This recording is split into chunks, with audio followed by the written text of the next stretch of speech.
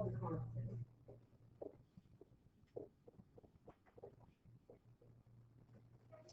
That's basically what you need from there.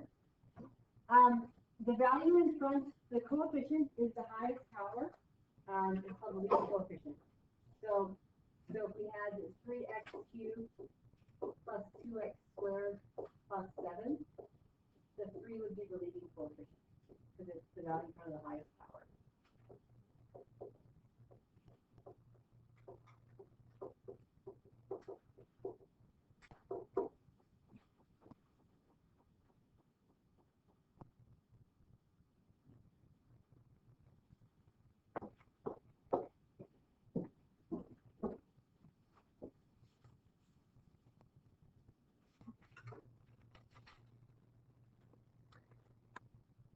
Oh, it's even better. Great. It doesn't move with it. Fantastic. All right. All right. And the degree of the polynomial is of the greatest power. So,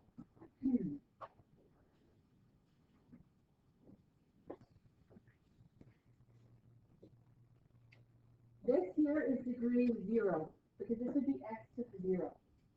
This is a constant function. So it's degree 0, and the constant is 2.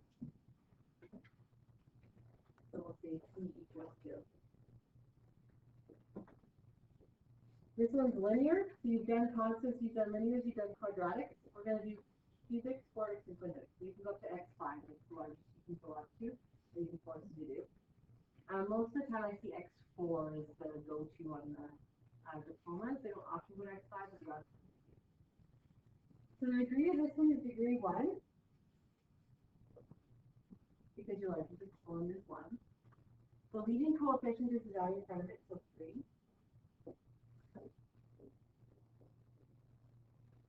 And this could be a constant. That number is a variable. Your constant is -4.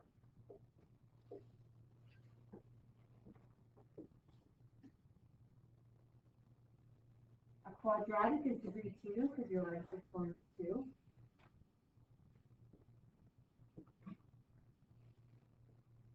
Your leading coefficient is the coefficient in front, so 2 as well, and the constant is 5.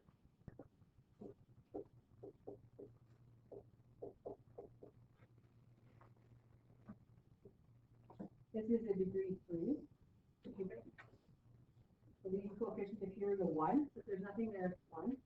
If it was 0, it wouldn't exist, right? So you're simply going to 1. And then the constant is 3. Sorry, you haven't printed off your notes, or almost off. For this, leading coefficient is 1. Degree 4. And the constant is 6. And then this would be an x5 graph. You go x5 plus 3x plus 2. You don't have to have every single x in between in order for it to be an x5 graph. So when I do this would be degree 5, leading coefficient is 1, and the constant is 3.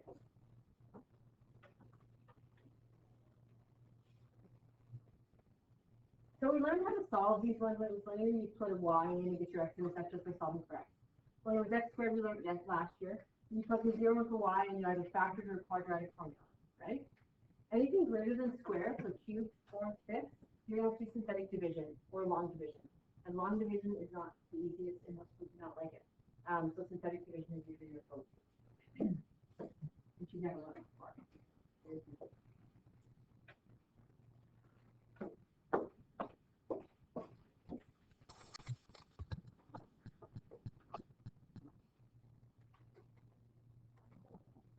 So, which of the following are polynomials?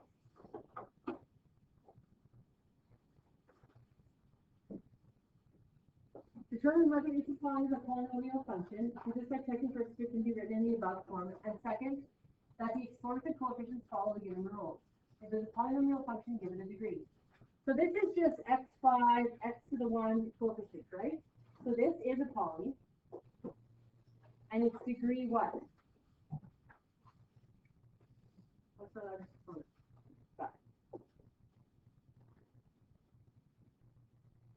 The key with polynomials is they have to be able to have 0, 1, 2, 3, 4, all whole number exponents.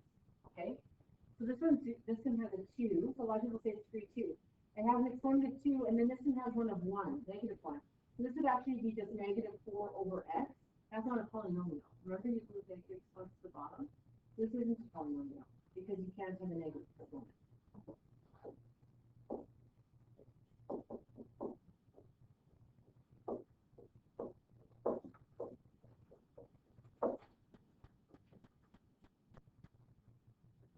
This one here is x and it is x to the 2. People are like, well, this one's x to the 1, this one's just a constant. This is x squared, so it's the other. Well, x squared on the bottom is moved up as x to the negative 2, actually. So once again, you can't have a negative exponent, so it's not a polynomial.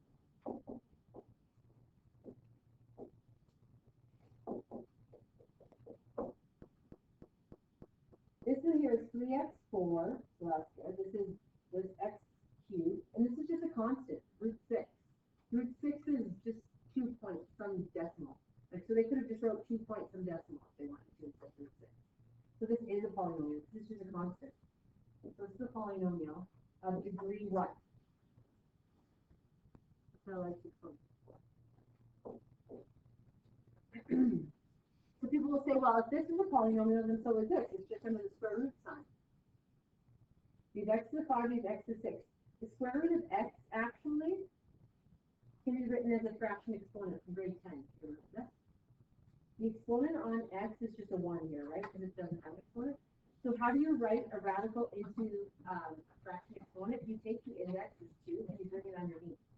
So square root of x is actually x to the half. You take this 1 and you drop the 2 underneath. So if this is a cube root of x, then it would be x to the 3rd. And you need to know how to move from radical to fractional exponents very easily, because in calculus we do it a lot, and then we do derivatives on them. And that's a derivative. So now it's able to do that. So this is x to the half.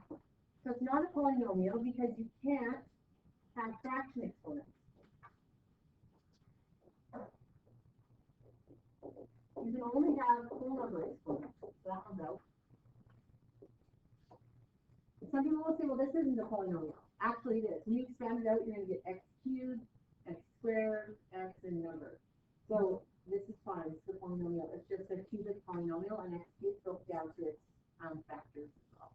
Its factors for you. So this is a polynomial, degree 3. And it's degree 3 because when I expand this out, it's going to be x times x times x, so the largest one is going to be x cubed.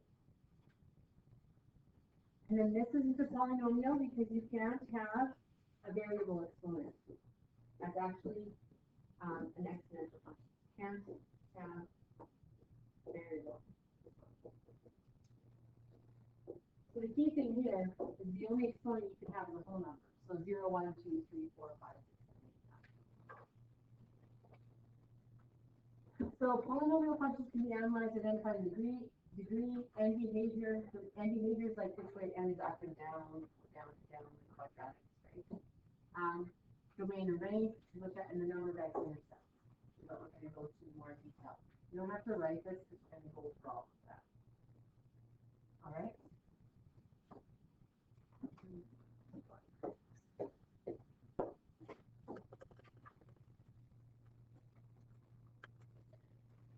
So this is just a chart, and don't try to draw it. It just sums up everything for you. If I were you, I'd print the notes. But we're going to sum it up. So this here is a constant function. Constant functions are just a horizontal line. Okay. So an example would be f of x equals 3 or y equals 3, which is a constant function. The end behavior ends horizontally. Your domain is XER because it's every x value you can find on this graph. My range is just y equals 3 because there's no other y's on this graph, just 3 everywhere, right? And then the number of x-intercepts are 0 or infinite x-intercepts. The only place where there'd be infinite x-intercepts is if the constant was actually y equals 0, then it would be completely on the x-axis, and it would have infinite number of x-intercepts all along the whole thing, right? So I have no x-intercepts that are infinite. Constant functions aren't looked at a lot. It's mainly degree 1, 2, 3, 4, and 5. So, odd degree function. So we have linear function. Whenever it's an odd degree function, your arms are always in opposite directions. So either one is up or one is down, or one is down and one is up. Okay? So, for example, this is 2x plus 1. Your leading coefficient tells you how it ends. So this is a positive 2. So I'm going to always end on the right positively. Doesn't matter if it's an odd degree or an even degree. Odd degree just means degree 1, even degree 2, or degree 4. Those are all even. The leading coefficient, when it's in standard form, so there's no brackets in here, the leading coefficient tells you how it ends on the right-hand side. So this is a positive, it's going to end positively.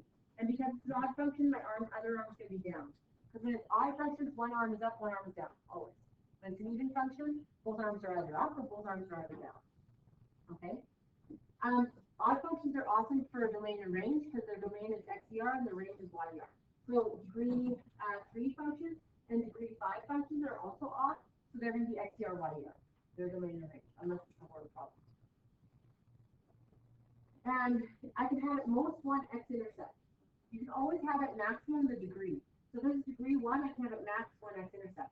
And I will always have one x-intercept because this graph is going, arrows are going up and down, right? It's going to have to cross somewhere on the x-axis. Degree 2 we did last year, even degree. You can have 0, 1, or 2 x-intercepts. Remember 0 is like if it's completely above or completely below. 1 is when it runs tangent, so it touches in one spot. And then 2 is like this, where it crosses through twice. But it can also be concave down.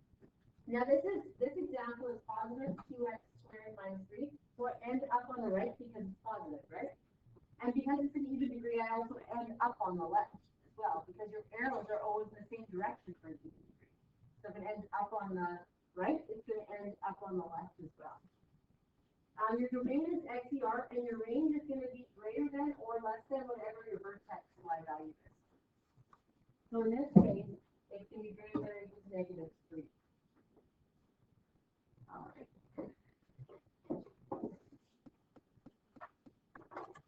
So those are all ones you've seen before. This is where we get to the new graphs that you haven't seen like this before. So degree 3 is cubic, which follows the odd function. So I have one arm up, one arm down. I have a positive leading coefficient on the x cube, so I'm up on the right, but I'm also down on the left. Okay? What's the matter? These ones aren't?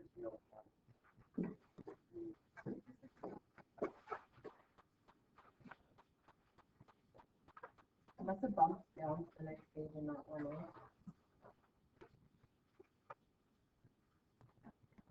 I'll put it on the sheet. You can look at it after tomorrow. But I'll sum this up on a little sheet because it's not there. Because these are the most important ones and they're not there, that's all. Okay. So the other ones are important too, but you've done them before. These are brown here. That's awesome. Good notes. So degree 3 cubic function. The catch on this one is that it's going to end up on the right because it's positive, but it's going to end down on the left. Cubic functions can have 1, 2, or 3. Maximum 3 x-intercepts. Cube. This is going to have maximum 4 x-intercepts. 3, 4. This is going to have maximum 5 x-intercepts. 3, 5. You can only have as many x-intercepts maximum as the degree. Does that mean you're always going to for sure have 3? No. If this cubic was drawn like this, I can have like a little squiggly down here and then come back up here and I only have 1 x-intercept. Or I could have 2 where it touches it once, comes down, and comes back up again, right? This is 2 x-intercepts, they just have to be the exact same one. So you only have 2 x-intercepts. And then if you go through, you have 3. Like I said, the domain and range is XER, YER because it's an odd function. So here's another odd function. The prefix function is inside. It's in XER, YER because you have arrows going in both directions. So you'll have all the x values and you'll have all the y values, right? They're going in opposite directions. This is a positive x5, so it ends positively. And I just did another one of those bubbles in there as well you get on x5 as opposed to x3. And x1, which is a linear line, and x3 has the 2 bumps. This is going to have 4 bumps. 1, 2, 3, 4. Okay, and I was positive on the right, so a negative line on the left. X4s follow x squared, it's an even degree. So I ended positively on the right, I'm going to end it positively on the left.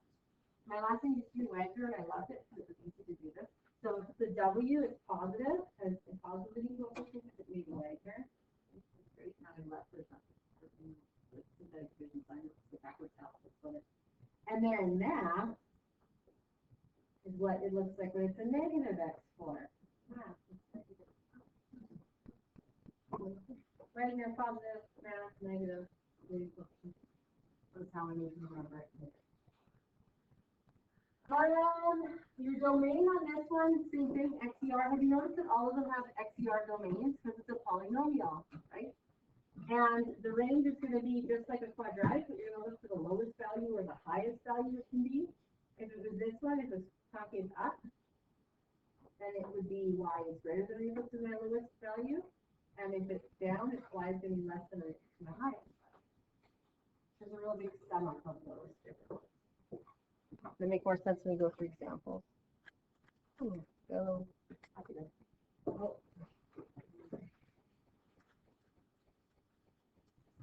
All right. So we're going to go through the different types.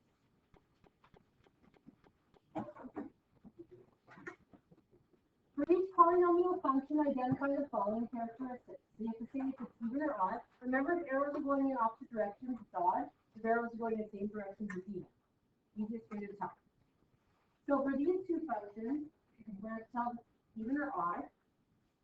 End behavior, so you say down on the left, down on the right, that's your end behavior. Number of possible x-intercepts, whether there's a max or a min, and the y-intercept, okay? So that's what we're going to do, and then we're going to match ourselves. And I'll show you how to match easily. Oh, great. I love this. Okay, we're hoping that when it's here, it actually didn't do that. What is that?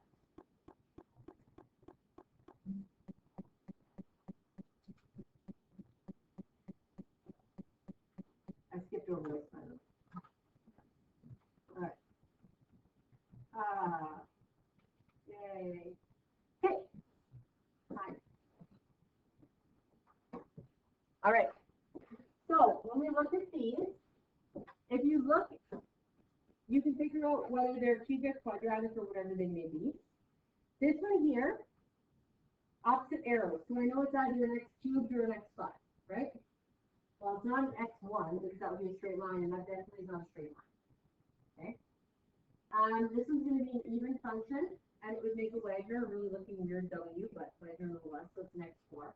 And so it would make a math, so it's an x4. And this makes that sideways s, so it's an x cubed. And this one is like a way too many like bumps in it, so it's an x5. Okay? So we've narrowed that down. The other way you can narrow it down to which equation it is you look at the arms. On the right, this is negative, so this is going to have a negative leading coefficient. On the right, this one is negative, so it's going to have a negative leading coefficient. On the right, this is positive, so it's going to have a positive leading coefficient. And this one on the right is positive, so it's going to have a positive leading coefficient. Okay? We should be able to narrow it down from there. The other thing that's very interesting, when it's in this form where there's no brackets, your best number is your y-intercept. Your constant is your y-intercept. Okay? So when it's in standard form, which means no brackets, this is my y-intercept. My constant is my y-intercept.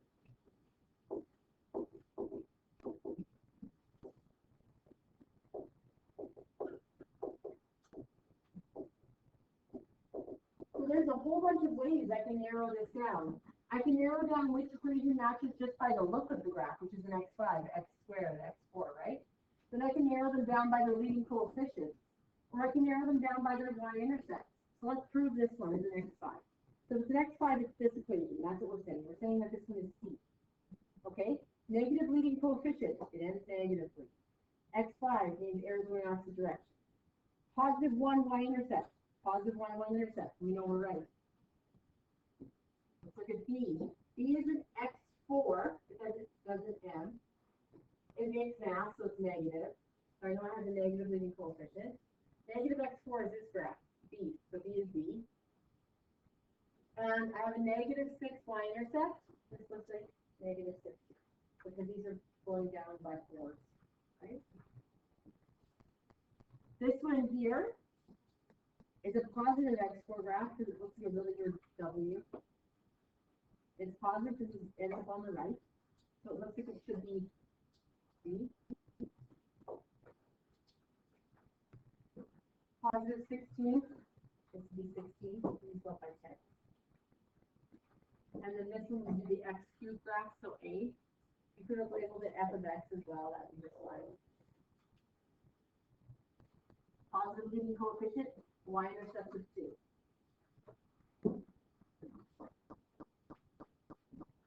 Okay.